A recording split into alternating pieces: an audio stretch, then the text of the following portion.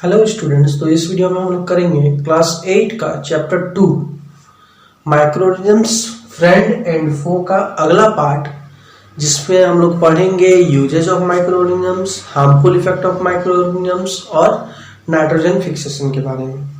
तो सबसे पहले हम लोग देखेंगे यूजेज ऑफ माइक्रोऑर्गेनिजम्स।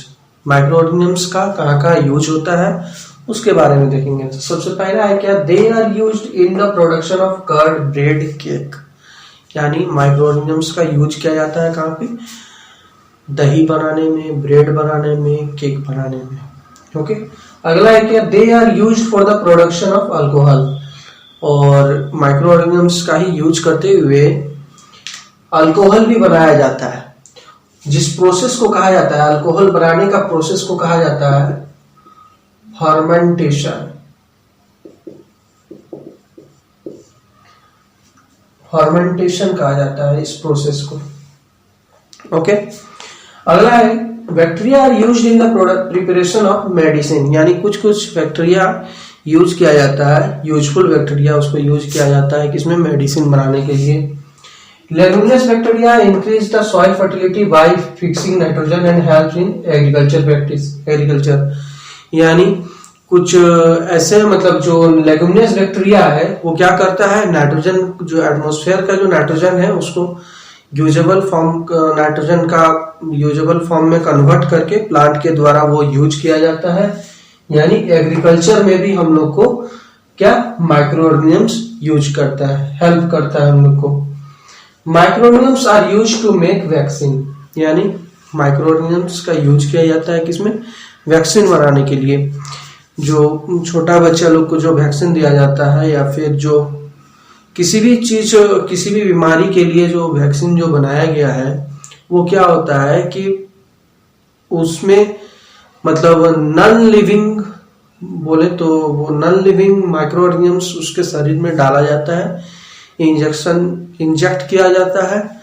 और वो क्या करता है, उस टाइप का वो बॉडी को फाइट करने के लिए, उस तरह का डिजीज से फाइट करने के लिए वो हेल्प करता है। यानी जैसे एंटीबॉडीज का प्रोडक्शन करवाता है। देखिए यहाँ पे, the process by which vaccine are inoculated in the body of human being to increase the immunity is called vaccination. यानी जो सुई जो दिया जाता है, वैक्सीन जो दिया जाता है समय समय पर, वो क्या करता है, बॉडी का इम्यूनिटी, यानी जो इम्यूनिटी पावर जो है बॉडी का, उसको क्या करता है, वो मजबूत करता है। और इस प्रोसेस को ही कहा जाता है क्या, इम्यूनाइजेशन। इम्यूनाइजेशन भी कहते हैं। और जो वैक्सीन जो दिया जाता है समय समय पे, उसको क्या कहा जाता है, वैक्सीनेशन कहा जाता है। ओके। और ये क्या करते हैं ना, हम लोग के इम्यूनिटी पावर को बढ़ाते हैं। एंटीबॉडीज का प्रोडक्शन, एंटीबॉडीज, बॉडी में एंटीबॉडी बनता है जो किसी भी बीमारी से लड़ने में हेल्प करता है हम लोग को। ओके। अब हम लोग देखेंगे हार्मफुल इफेक्ट ऑफ माइक्रोऑर्गेनिजम्स। तो उससे उसको देखने से पहले सबसे पहले देखेंगे क्या, कम्युनिकेबल डिजीज क्या होता है। तो disease that can spread from an infected person through air, water, food and physical contact. यानी क्या, जो डिजीज एक पर्सन से दूसरे पर्सन में फैलता हो बाय एयर, बाय वाटर और बाय फूड, या फिर फिजिकल कांटेक्ट के कारण फैलता हो कुछ डिजीज, उस डिजीज को हम लोग क्या कहते हैं, कम्युनिकेबल डिजीज कहते हैं। एग्जाम्पल में common cold, chicken pox, tuberculosis, या फिर अभी जो फैल रहा है कोरोना वायरस, ये भी क्या है, कम्युनिकेबल डिजीज है। ओके। तो देखते हैं सबसे पहला क्या है इफेक्ट्स में। देखिए, virus are responsible for causing disease like polio, rabies, AIDS. यानी वायरस क्या है, ये डिजीज काउज करता है। किस तरह का डिजीज काउज करता है ना, polio, rabies, AIDS. Okay. Fungi cause fungal infections like ringworms. Fungi क्या करता है, रिंगवॉर्म्स कर देता है शरीर में जगह जगह पे। फिर क्या है, bacteria spoil the food and cause food poisoning. कुछ कुछ बैक्टीरिया ऐसे होते हैं जो फूड पे एक्ट करते हैं। फूड पे अटैक करने के बाद वो क्या करता है, फूड को खराब कर देता है, स्पॉइल कर देता है और फूड पॉइजनिंग कर देता है। The growth of algae in fresh water contaminates it and make it unfit for consumption। यानी जो फ्रेश वाटर में जो एल्गे उग जाता है, एल्गे जो ग्रोथ करने लगता है, तो उसमें क्या होता है कि वो उस वाटर को मतलब एक कॉन्टेमिनेट्स यानी क्या करता है, वो वाटर को पॉल्यूट कर देता है और make it unfit for consumption, और उसको इस्तेमाल यूज करने लायक नहीं रहता है वो वाटर। ओके, तो ये था हमारा harmful effect of micro organisms के बारे में। अब देखेंगे हम लोग फूड पॉइजनिंग।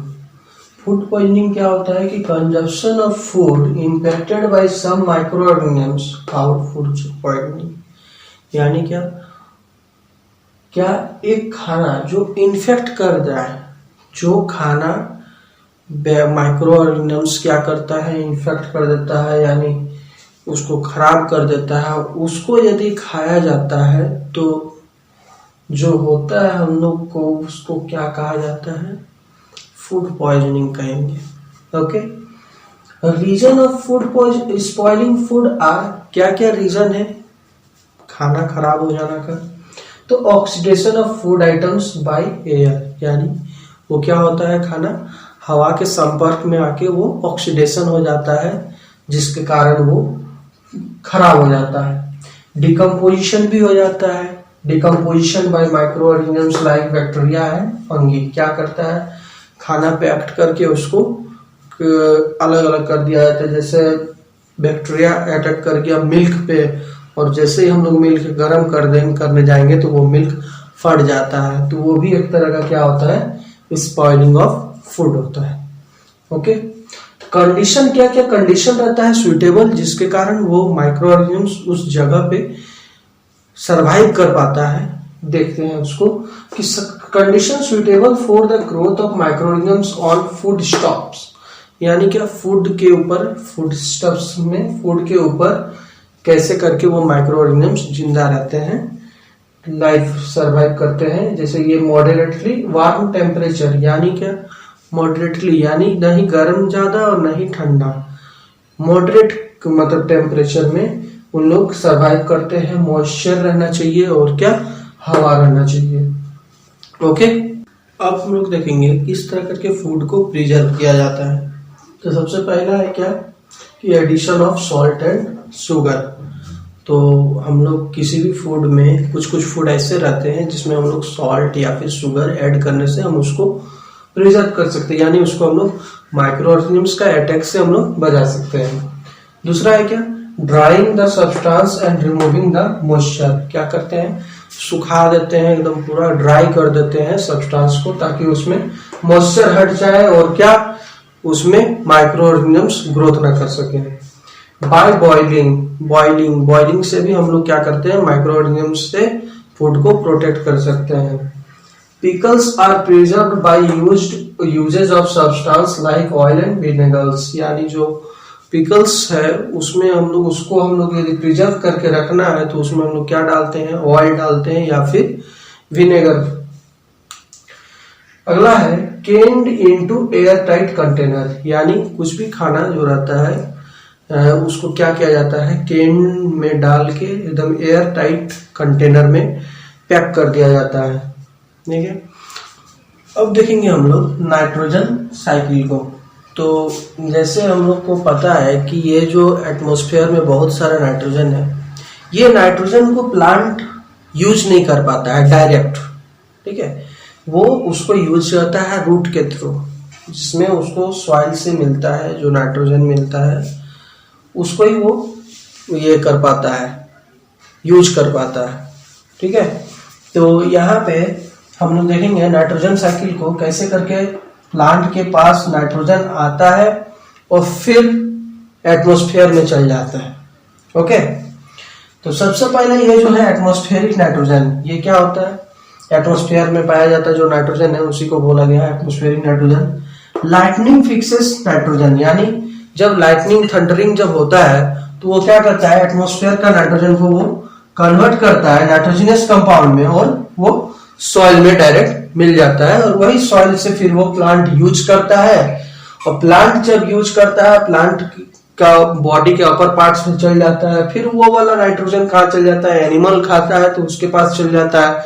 फिर एनिमल्स जो नाइट्रोजनस वेस्ट जो आएगा एक्सरेशन के थ्रू या फिर वो मर जाएगा, तब वो जो नाइट्रोजनस वेस्ट जो रहेगा वो फिर सॉइल पे आ जाएगा।